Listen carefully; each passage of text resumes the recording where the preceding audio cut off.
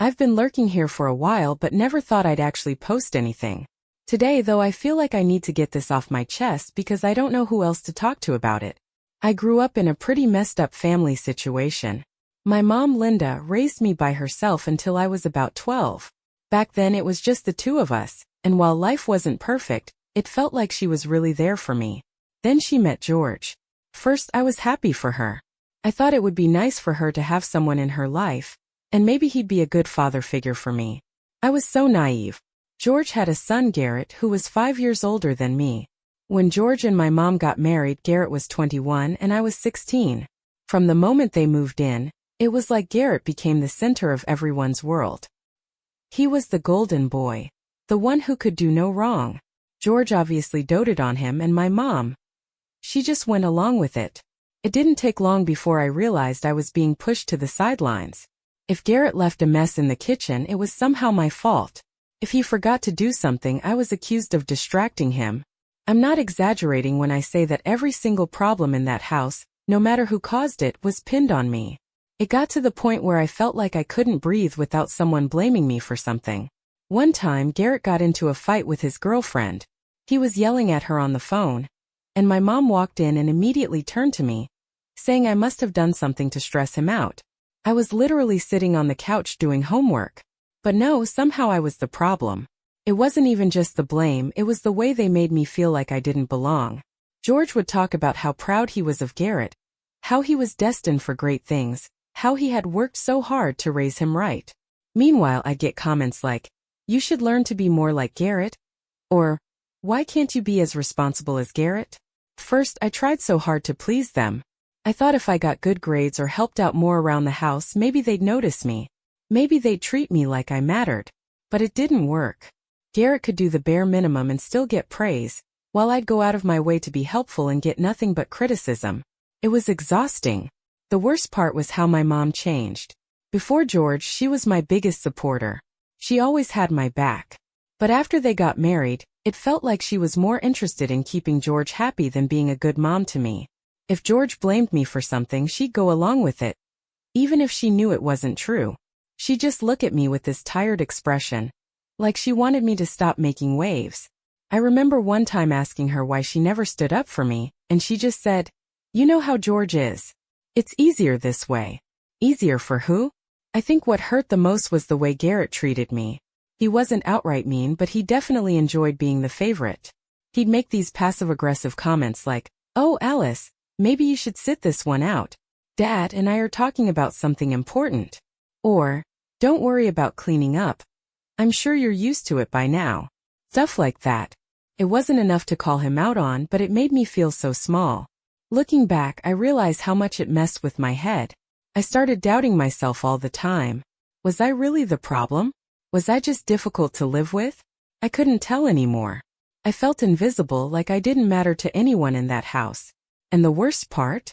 I still loved my mom. Even after everything, I wanted her to love me back the way she used to. Things only got worse as time went on. My mom and George made it abundantly clear that Garrett was their priority, and I don't know, I guess they tolerated at best and a burden at worst. At first, I kept trying to find ways to prove I deserved to be treated better.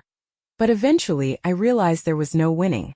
No matter what I did, they'd find a way to make me feel like I was in the wrong. The turning point came when my mom got pregnant with my little brother Oliver. I thought maybe having a new baby in the house would shift some of the family dynamics, but I was dead wrong. If anything, it just made things harder for me. George and my mom were so focused on preparing for the baby that they barely even acknowledged my existence. And when they did, it was usually to give me more chores or scold me for not being helpful enough. Then they dropped the bombshell. They wanted to turn my bedroom into Oliver's nursery. First, I thought they were joking. My room wasn't just where I slept. It was the only space in the house that felt like mine. I had pictures on the walls, bookshelves crammed with all my favorite novels, and little trinkets I'd collected over the years. But my mom and George didn't care about any of that. They told me I'd be moving into the tiny guest room at the end of the hall. I tried to protest. I pointed out that Garrett had a much bigger room, and that it didn't make sense for a baby to need so much space. But they wouldn't hear it. George said it was only practical for the nursery to be close to their bedroom, and my mom chimed in with, You're old enough to make sacrifices for your family. Sacrifices. Like I hadn't already given up enough. So I moved into the guest room. It was barely big enough to fit my bed and a small desk. The walls were this awful beige color. And there was a weird smell like stale air and mothballs. They didn't even let me keep most of my things. They said there wasn't enough room. So I had to pack up my books and decorations and shove them into boxes in the garage. Watching Garrett strut past my new room every day, with his massive bedroom filled with all his expensive gadgets, felt like a slap in the face. And Garrett, oh, he loved rubbing it in. He'd wander into my tiny room uninvited, sit on my bed, and start going through my stuff. He'd flip through my notebooks, make fun of my drawings, or comment on how cozy my space was in that fake nice tone that made my skin crawl. When I told him to get out, he'd just laugh and say, "Relax, Alice. It's not like you've got anything worth stealing." The worst part was that when I complained to my mom and George, they acted like I was being ridiculous. "Garrett's just teasing you," my mom would say. "You need to stop being so sensitive." George, of course, would take it a step further, saying, "You're always over-dramatizing everything. Maybe if you weren't so uptight, people would want to spend more time with you." They made me feel like I was the problem for not wanting my privacy invaded. There was one incident that really stuck with me. Garrett found an old journal I'd been keeping since I was a kid. He didn't just read it. He brought it to the dinner table and started quoting parts of it to make everyone laugh. He even mimicked my handwriting, pretending to be me writing about how lonely I felt. My mom told him to stop, but she was smiling the whole time like it was just harmless fun. George predictably said, "That's what you get for leaving it where someone could find it." I felt so humiliated. After that, I stopped keeping a journal, stopped drawing, and stopped trying to make that house feel like home. What was the point? Anything I valued could be taken away or mocked. I felt like a stranger in my own family, like they didn't even see me as a person with feelings. The isolation was crushing. I didn't have many friends at school, and the ones I did have couldn't really understand what I was going through. They all thought I was lucky to have a stepdad who could afford nice things and a big house. They didn't see what it was really like behind closed doors. I tried talking to one of my teachers about it once, but all she said was, "Family dynamics can be tricky. Just try to focus on the positives." What positives?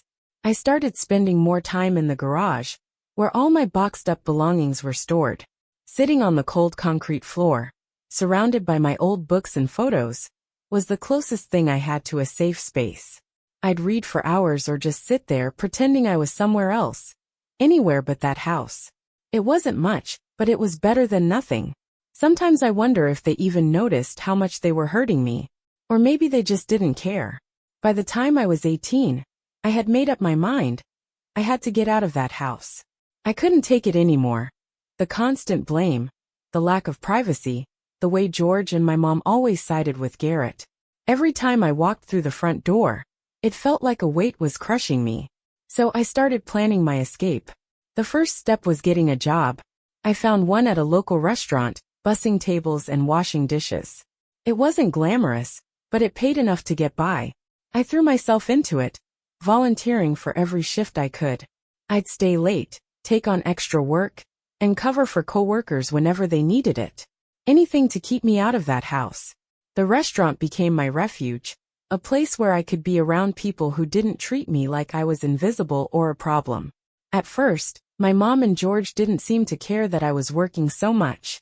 George even made some snide comment about how it was about time I pulled my weight.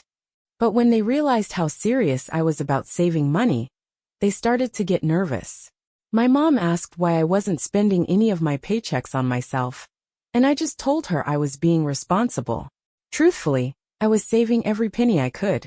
No new clothes, no nights out, no extras. I even stopped eating lunch at school, just so I could pocket the money. Every dollar went into a little savings account I'd opened without telling anyone.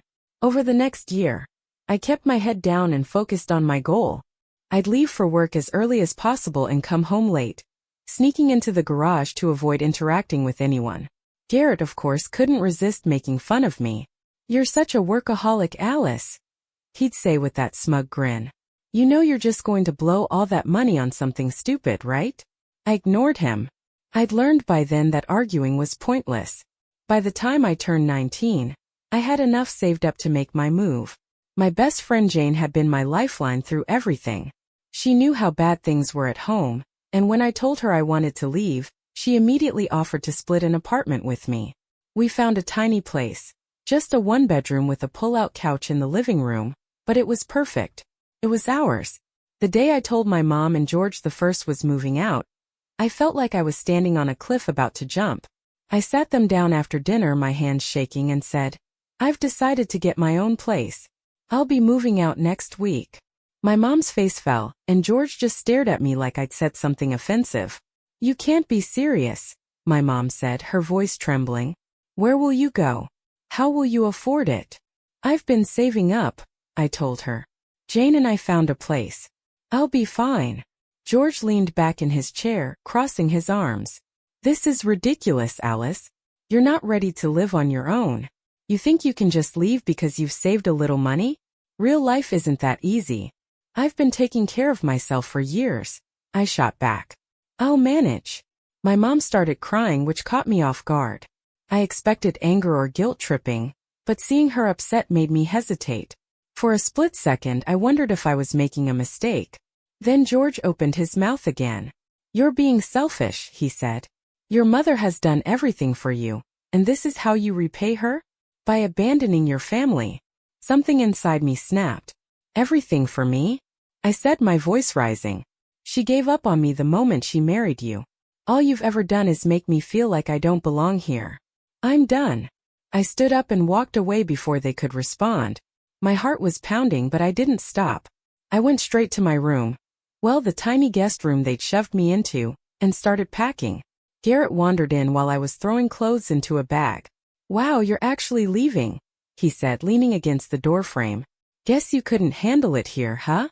"Yeah, Garrett," I said without looking at him. "You win. Enjoy being the favorite." He laughed. "Oh, I will." I didn't say goodbye to him when I left. My mom tried to hug me at the door, tears streaming down her face, but I just couldn't. I told her I'd call her once I was settled, then got into Jane's car and didn't look back. The first night in our new apartment was surreal. It was so quiet, and for the first time in years I didn't feel like I had to tiptoe around or keep my guard up. Jane and I sat on the floor, eating cheap takeout and talking about all the things we wanted to do with our new place. It wasn't much, but it was ours. And for the first time in what felt like forever, I felt free. When I was 23, something happened that completely turned my life upside down. I was finally starting to feel like I had my life together. I had moved up at the restaurant and was working as an assistant manager. Jane and I had upgraded to a slightly bigger apartment, and while money was still tight, I wasn't constantly stressed about making ends meet. It wasn't a glamorous life, but it was mine, and I was proud of how far I'd come. Then, out of nowhere, I got a call from a lawyer. First, I thought it was some kind of scam. He introduced himself as Mr. Clark and asked if I was Alice Harper. I said yes, and he explained that he represented the estate of Margaret Harper. The name barely registered. He must have noticed my hesitation because he added, "She was your great-grandmother." I was floored. I barely knew anything about my extended family on my dad's side. He had passed away when I was really young, and my mom never talked about his family. I vaguely remembered my dad mentioning someone named Margaret, but she was more of a distant figure, like a family myth. I certainly hadn't expected to hear from her lawyer. Mr. Clark went on to tell me that Margaret had passed away a few months ago, and had named me as the sole beneficiary of her estate. I was too stunned to say much, so he kept talking, explaining the details. Apparently, Margaret had left me everything. $12 million, an oceanfront estate in Florida, and an investment portfolio that practically made my head spin. First, I thought there had to be a mistake. Why would she leave all of that to me? I barely knew her. I asked Mr. Clark if he was sure he had the right person, and he said Margaret had been very specific in her will. She had deliberately excluded other relatives and made it clear that I was her chosen heir. He invited me to meet with him in person to go over the paperwork and get more details. I hung up the phone and just sat there, staring at the wall. Didn't feel real. Jane came home from work a little while later, and when I told her what happened, she thought I was joking. "No way," she said, laughing. "This sounds like one of those scam emails. Are you sure it's legit? I showed her the lawyer's contact information, and she reluctantly admitted it seemed legit, but neither of us knew what to make of it. The meeting with Mr. Clark the next day was surreal. He was polite and professional, handing me a stack of documents that outlined everything Margaret had left me. He explained that Margaret had been a shrewd investor and had built her fortune over decades. She'd never married or had children, and after my dad passed away, she'd apparently kept tabs on me from a distance. She must have known how rough things were for me growing up, though I had no idea how. She always spoke highly of you, Mr. Clark said. She wanted you to have a fresh start, free from the struggles you faced. I was overwhelmed. The estate alone was worth millions, and the investment portfolio was still generating significant returns. Mr. Clark assured me that the funds were secure, and that I could take my time deciding what to do with everything. Walking out of that office, I felt like I was in a dream. I kept waiting for someone to pop out and tell me it was all a joke. But it wasn't. The next few weeks were a blur of meetings, paperwork, and phone calls. I flew down to Florida to see the estate, and it was breathtaking. A sprawling oceanfront property with a wraparound porch, massive windows, and a private stretch of beach. It was like something out of a movie. The craziest part was realizing that this was all mine. For the first time in my life, I didn't have to worry about money or rent or working overtime to make ends meet. I didn't know what I'd done to deserve it, but I was determined not to waste the opportunity Margaret had given me. I decided to sell the estate. Keeping up with a property like that was more than I could handle, and reinvest the money. It felt like the smartest move for someone who had spent most of her life scraping by. Through all of this, I kept thinking about my mom and George. I hadn't spoken to them much since I left home, and I hadn't told them about the inheritance. Part of me wondered how they'd react if they found out. Would they suddenly want to reconnect? Would they try to guilt me into giving them money? I didn't owe them anything, but I knew how manipulative they could be. For now, I kept it quiet. I wanted to figure out what my next steps were before dealing with any potential fallout. But one thing was clear. My life had changed forever. It didn't take long for my family to find out about the inheritance. At first, I couldn't figure out how they knew. I hadn't told them a thing, but knowing George and Garrett, they probably sniffed it out through some relative or small-town gossip. My phone started blowing up with calls and texts from my mom, which was strange because she hardly ever reached out to me anymore. First, I ignored her. I wasn't in the mood to deal with her sudden burst of maternal concern. But after the fifth voicemail, I finally gave in and listened to one. "Alice, sweetheart," she said in this overly sweet tone that immediately made me roll my eyes. "I heard some news and I just wanted to say how proud I am of you. I know life hasn't been easy, but you've always been so strong. Please call me back. I miss you." Miss me? Proud of me? This was coming from the same woman who had spent years letting her husband and stepson walk all over me. I almost deleted the voicemail right then and there, but curiosity got the better of me. I called her back, bracing myself for whatever guilt trip or manipulation she had planned. She picked up on the first ring. "Alice. Oh, I'm so glad you called back," she gushed. "I've been thinking about you so much lately. How are you? Are you eating enough? Do you need anything?" I could barely contain my laugh. This sudden concern for my well-being was so out of character it was almost comical. "I'm fine, Mom," I said, keeping my tone as neutral as possible. "What's this about?" "Oh, I just wanted to check in," she said, dragging out the words like she was searching for the right angle. "And well, I heard about your inheritance. It's wonderful, isn't it? You must feel so blessed." There it was. I knew she wouldn't be able to resist bringing it up. "Yeah, it's been surprising," I said cautiously. "Why do you ask?" "Well, sweetheart," she started, her voice dripping with fake sincerity. "I was just thinking, with all that money, maybe you could help out the family a little. Things have been tight lately and Oliver's getting older. He'll need a good education. And Garrett, well, you know how hard he's been working on his business. He just needs a little boost." I clenched my jaw so hard it hurt. There it was, the real reason for her call. "Mom," I said, cutting her off before she could say anything else. "Do you even hear yourself? You're asking me for money like we're close, like you didn't spend years letting George and Garrett treat me like I didn't matter." She gasped, acting like I'd slapped her. "Alice, that's not fair. You're family and family helps each other. We've always done our best for you. Your best. I snapped, my voice rising despite my effort to stay calm. Your best was letting Garrett humiliate me, letting George make me feel like a burden, and never standing up for me. And now you think I owe you something? No, Mom. I don't owe you a thing. Before she could respond, I hung up. I was shaking with anger and something else, sadness maybe. No matter how much I tried to convince myself otherwise, part of me had always hoped my mom would change, that she'd finally see how much she'd hurt me. But that phone call made it crystal clear that she hadn't. Of course, George wasn't far behind. He called the next day, skipping any pretense of warmth or concern. Alice, we need to talk, he said bluntly. Your mother told me about the inheritance. It's a lot of money, and I think it's time you start thinking about how you can give back to this family. Give back? I repeated, stunned by his audacity. What exactly do I need to give back for, George? For everything we've done for you, he said, as if it were obvious. We raised you, fed you, put a roof over your head. And now your little brother needs a good education, and Garrett's business could really use some support. You've got more than enough to help out. I couldn't help but laugh, though it wasn't out of humor. You didn't raise me, George. You made my life miserable. And as for Oliver and Garrett, they're your responsibility, not mine. You're being selfish, he said, his tone growing colder. This is your family. You can't just turn your back on us. Funny, that's exactly what you all did to me, I said. You and Mom made it clear years ago that I was just a problem to deal with, not part of your family. So no, I'm not giving you a dime. Goodbye, George.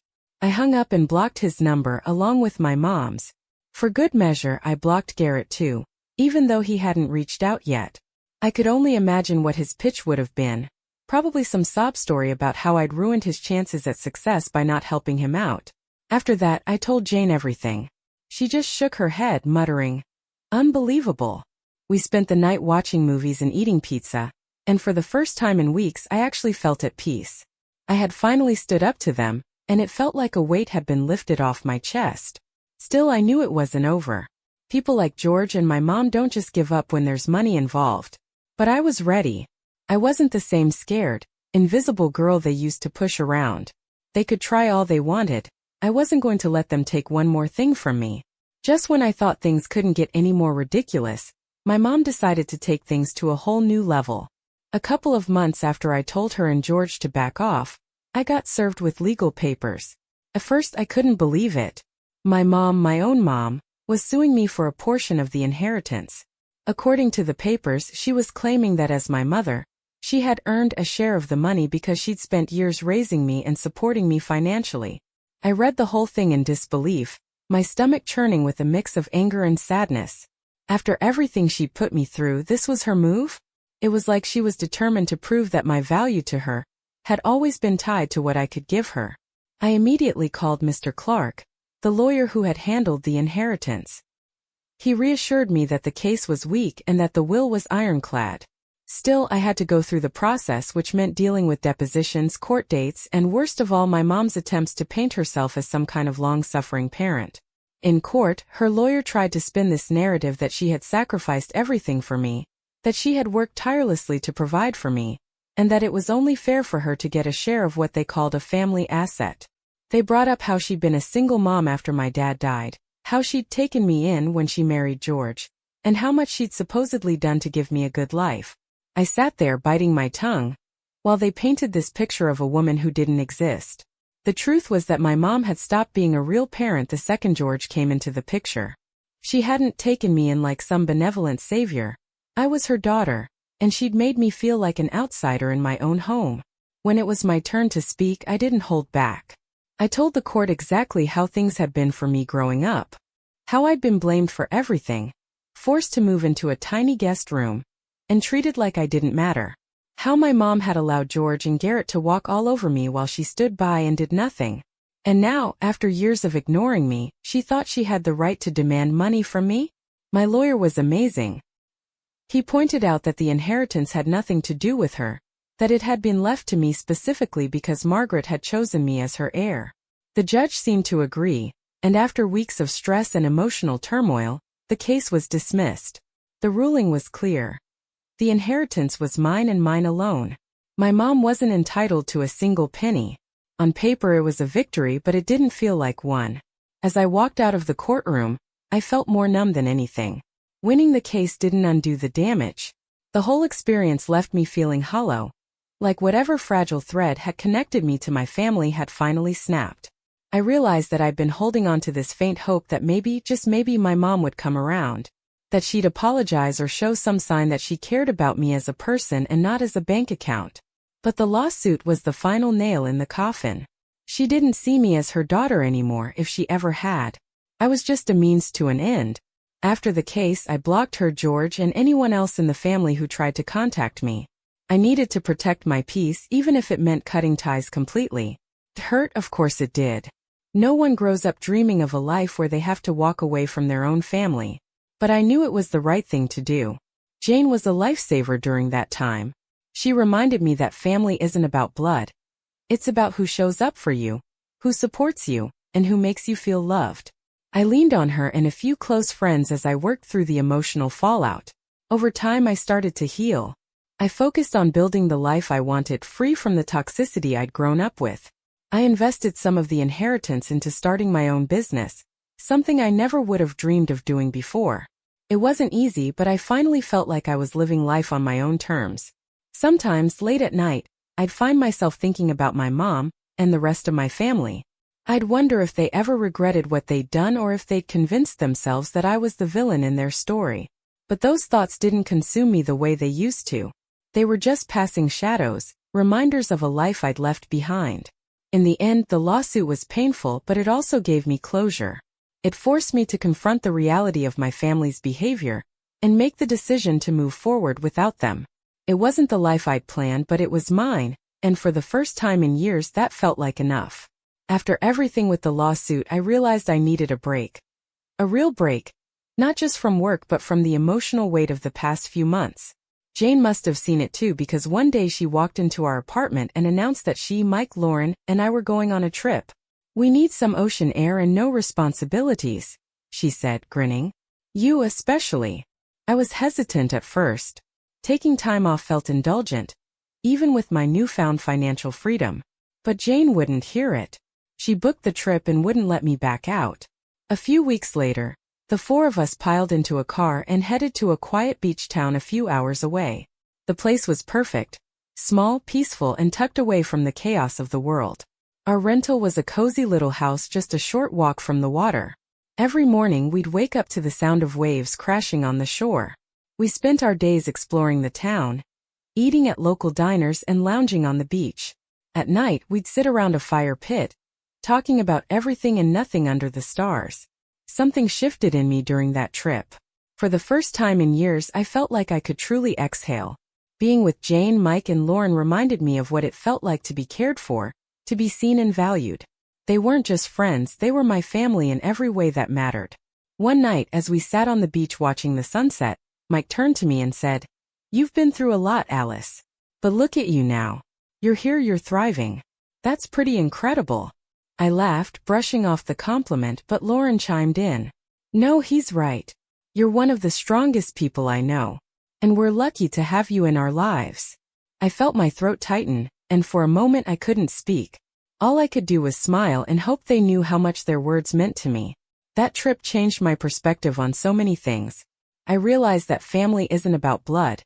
It's about the people who show up for you, who love you unconditionally, and who make you feel like you're worth something. Jane, Mike, and Lauren had been my rocks through everything, and I finally let myself accept that they were my true family. When we got back home, I felt like a new person. I threw myself into work with a renewed sense of purpose, using part of the inheritance to fund a small business I'd been dreaming about for years. But it wasn't just about work.